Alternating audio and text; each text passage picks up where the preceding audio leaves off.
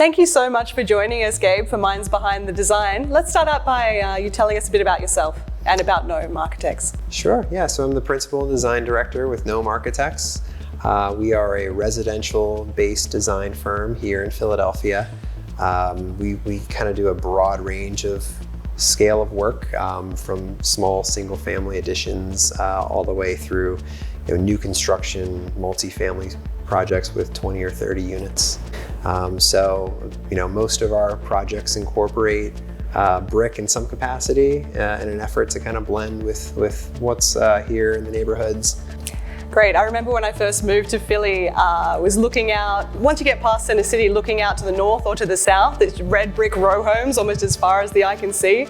As a brick lover myself, it was one of the things I loved the most when I first moved to Philly. So I appreciate that. You seem to have the same inspiration in your work. You really can't avoid it. It's red brick city for sure, and it's what people living here in the city also tend to want to see. A lot of our projects that involve neighborhood approval processes, the residents and neighbors, it's always a crowd pleaser choice to stick with kind of a red brick or just brick in general, just because it's such a city of brick. Great. Are there any specific architectural movements or styles that you're inspired by in your work? It's tough to really pinpoint a specific style. I would say my work tends to follow a lot of order and rhythm and alignment, I would say. So a lot of the historical architectural styles that have the same characteristics, I would say, are inspirational. I could say some of the qualities of the Art Deco movement maybe are worth mentioning. We tend to incorporate some ornamentation in especially the brick materiality if the opportunity presents itself, which is kind of a characteristic of that movement. Yeah, and I've seen from your work too, it seems to be a defining style of the work that you do, pushing and pulling the bricks in and out to create different patterns in the facade and different ornamentational details. It's great to see that in modern architecture, bringing in those traditional elements too. Yeah, it's always a challenge to find the right place for those types of movements. Our style tends to be on more of the contemporary side, but working within the city of Philadelphia, this brick historical city, it's oftentimes a challenge to find a way to blend kind of a contemporary approach to a more traditional setting. So we'll look to the rhythms of the streetscape and the window placements and heads and sills and that kind of thing, to create a connection back to those buildings while also having a bit more of a contemporary aesthetic to it. How would you describe your typical design or creative process? Well, there's really no typical design process for us. All of our projects tend to have a very intense set of constraints, especially within the Philadelphia context. Zoning constraints, budget constraints, site context, they're all playing a part. So we typically start with an analysis to kind of layer all those things together. And once we've established the parameters of all of the constraints that we're kind of working against and challenged with, we can then implement a facade design approach, which, depending on where the project is, depending on what our client is seeking to accomplish, and depending on what's nearby, it could take any number of forms. But we oftentimes will take a step back and look at adjacent properties. We'll look at other projects that we may want to reference as far as the aesthetics, and really just find the best way to approach the project from that. So how important is material to your approach? Material is everything to the approach, especially being in a brick city. The materiality for the exterior says something about the building. It says something about the contents of the building and what it wants to be.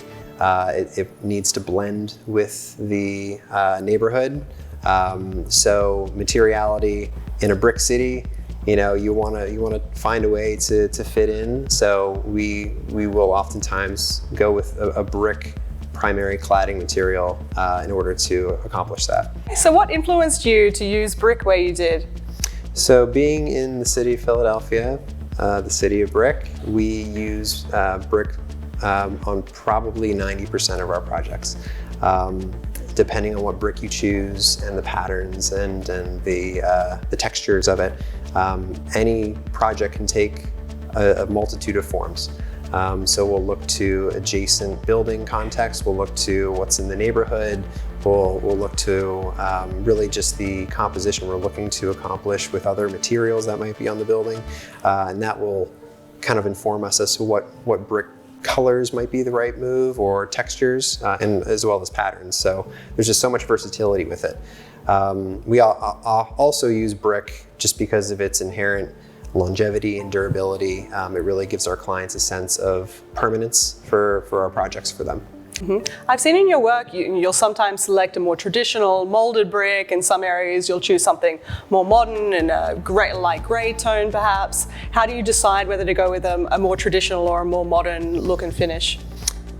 It can vary. Red brick selections are oftentimes because of the neighborhood context, and if certain areas are predominantly red brick, we will choose that in an effort to fit the project in aesthetically. For projects where we go a bit more contemporary or modern with the non-red brick colors, it's oftentimes to maybe stand out where it's appropriate, as well as just to kind of accomplish the aesthetic we're going for with a contemporary approach. So let's start off with 728 South Broad Street. We're just a few blocks away here from that project down in the southern part of the city. Can you tell us a bit about that one?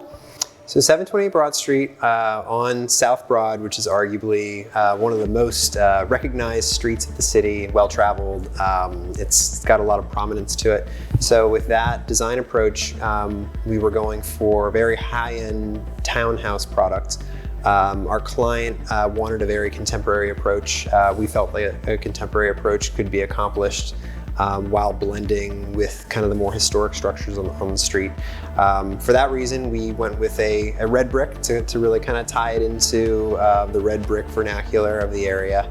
And we used it in composition with other materials to create a contemporary approach, but keeping it still primarily a brick facade. Okay, so last of all, tell me a little bit about 1723 Francis Street up in Francisville. 1723 Francis Street was a very intense design effort for our office. The project involved removal of a cluster of historic buildings on the site, one of which was very beautiful, had a lot of Philadelphia brick character to it.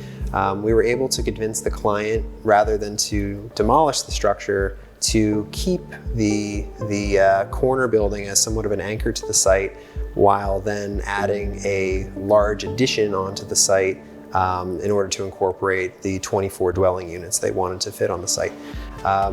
The existing building at the corner is primarily red brick with a lot of very nice Philadelphia row home detail to it. So we first approached the building design with a complementing red brick.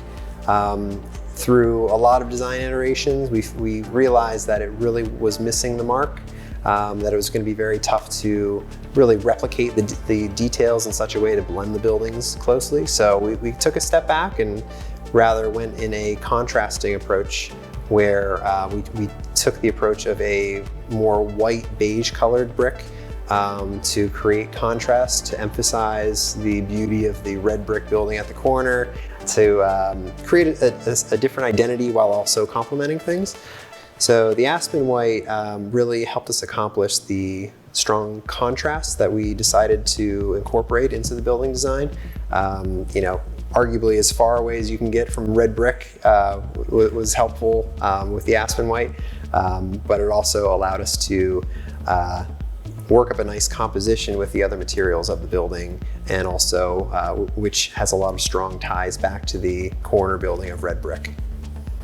Gabe, thank you so much for joining us for Minds Behind the Design. We look forward to having you back in our design studio soon, and we can't just wait to see what beautiful new projects you come up with. Thank you very much for having me. Looking forward to being back here sometime soon. Great.